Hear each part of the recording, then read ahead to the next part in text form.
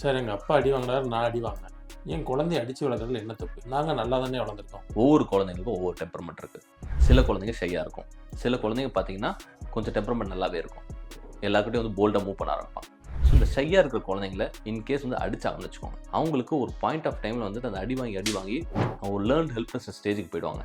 அதாவது நம்ம என்ன தான் பண்ணாலும் சரி, நம்மளால் வந்துட்டு வாழ்க்கையில் எதுவும் இம்ப்ரூவ் பண்ண முடியாது அப்படின்ற ஒரு சுச்சுவேஷனில் போய் அவங்களே மாட்டிப்பாங்க. அதனால் டிப்ரெசிவ் சிம்டம்ஸ் நிறைய வர ஆரம்பிக்கும். அட் த சேம் டைம் ஃபியூச்சரில் பார்த்தீங்கன்னா டிப்ரெஷன், ஆங்ஸைட்டி அதெல்லாம் வரதுக்கான வாய்ப்புகள் ரொம்ப அதிகமாகிடும். ஸோ இது ஒரு பார்ட். இன்னும் இந்த போல்டான குழந்தைங்கன்னு சொன்னாங்க, அவங்க நீங்கள் அடிக்கிறீங்க, அடிச்சிங்கன்னா வந்து at one point of time பார்த்தீங்கன்னா வந்து அடி தானே வாங்கிட்டு போயிடலாம் அப்படின்னு வந்துட்டு எவ்வளோ அடி கொடுத்தாலும் வாங்கிப்பாங்க. பட் எந்த ஒரு பிஹேவியரில் இம்ப்ரூவ்மெண்ட் இருக்காது. ஸோ நீங்கள் இதில் எடுத்துக்கிட்டிங்கன்னா வந்து ஆக்சுவலாக அடினால் இம்ப்ரூவ் ஆகுதான் பார்த்தீங்கன்னா கண்டிப்பாக கிடையாது. ஸோ அடின்றது என்னை பொறுத்த வரைக்கும் that's a bad way to take up a child. ஆனால் இதெல்லாம் அடிக்கிறவங்களுக்கு தெரியாது.